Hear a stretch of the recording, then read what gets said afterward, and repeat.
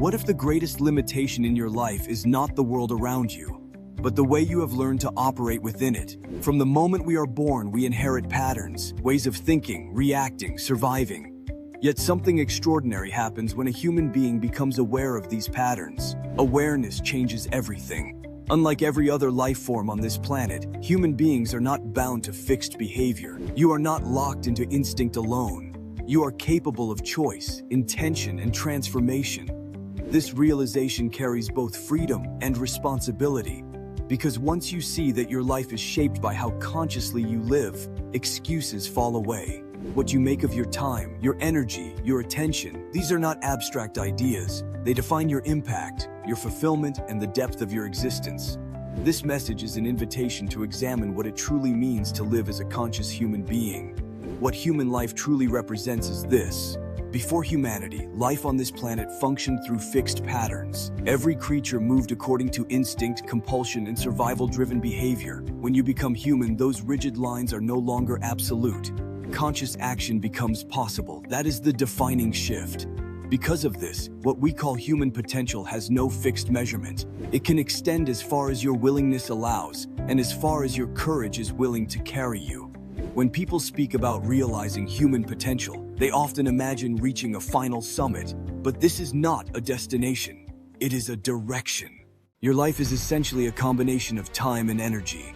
Time moves forward at the same speed for everyone. Whether you sit, it moves on.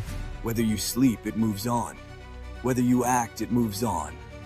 Whether you avoid action, it still moves on. Joy or suffering makes no difference to time. It continues regardless.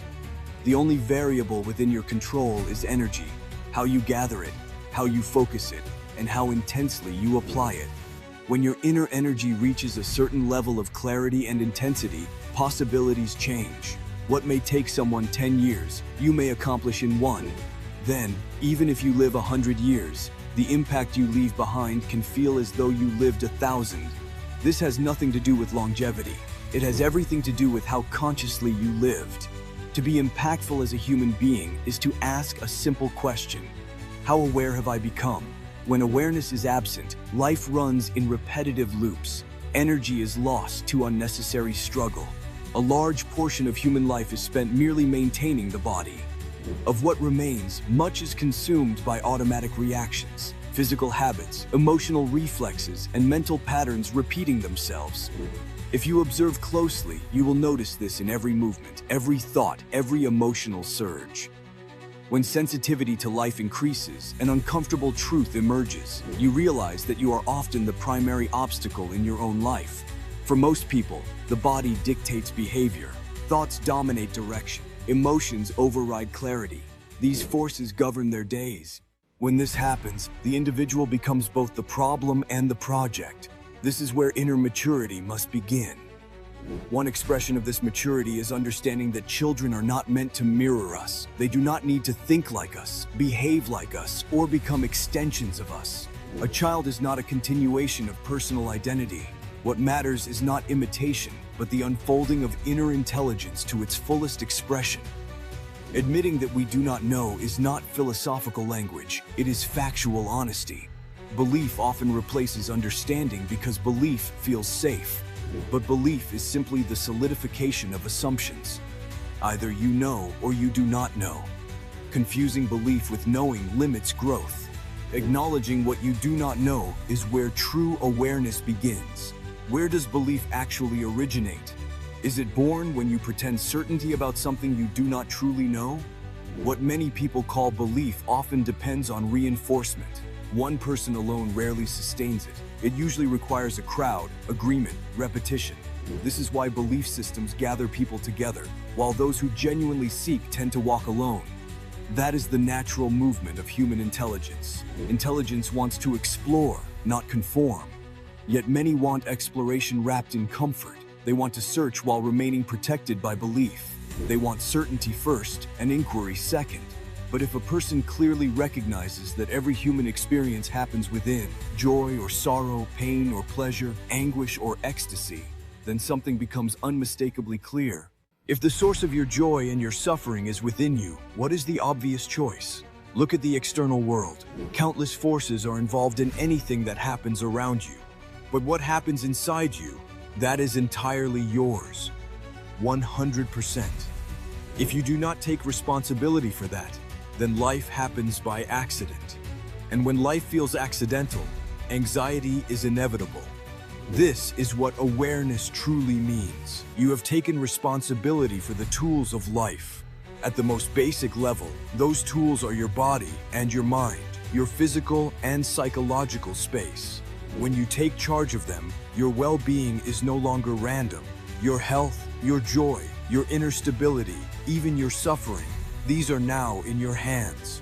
You use them consciously. But observe how people operate. They divide everything. This matters. That does not.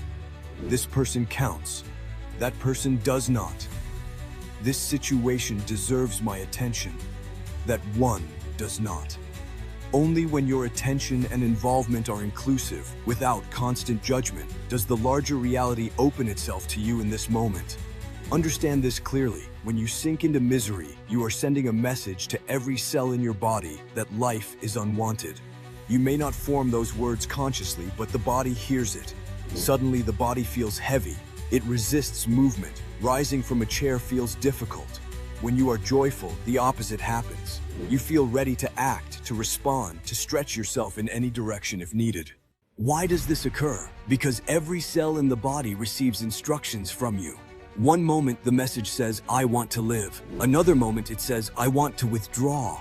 The body becomes confused. You must recognize this. The human body is extraordinarily intelligent. Every cell carries memory and awareness. When you send mixed signals, you undermine that intelligence.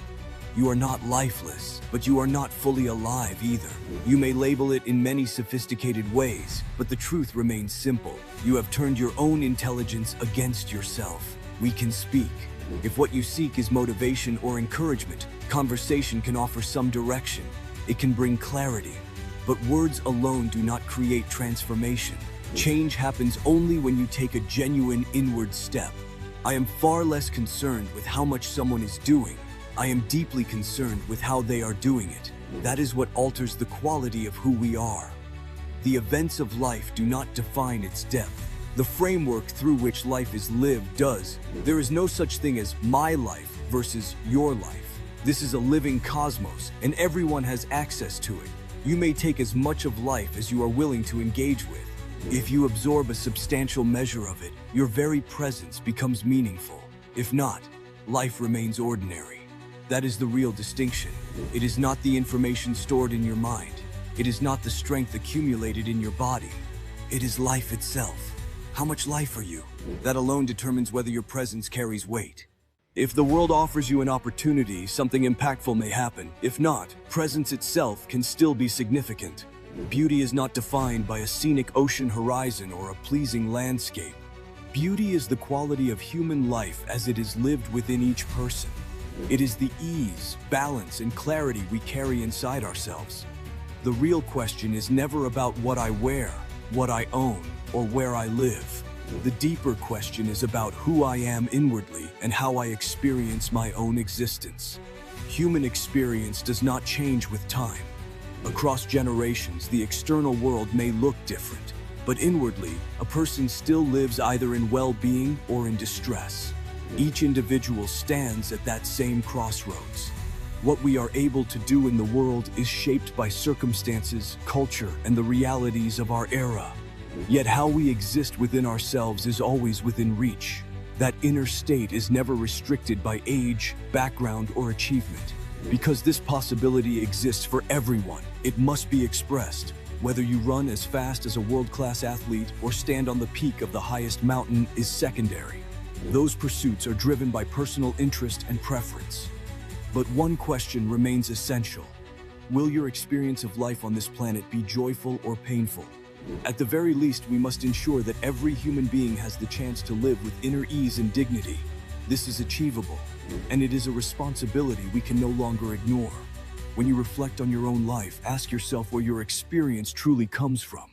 Is it shaped by circumstances alone, or by the inner space you cultivate each day? The world will always present challenges, uncertainties, and change. Yet the way you carry yourself through it all determines the quality of your life more than any external success ever could. If we choose to prioritize inner clarity, compassion, and balance, we contribute not only to our own well-being, but to the well-being of everyone around us. A peaceful inner life creates a more humane world. If this message resonated with you, take a moment to reflect on what it stirred within you. Share your thoughts in the comments and let others know how this message made you feel. If you found value here, consider sharing this video so the message can reach more people. Your voice matters, and your perspective could inspire someone else today.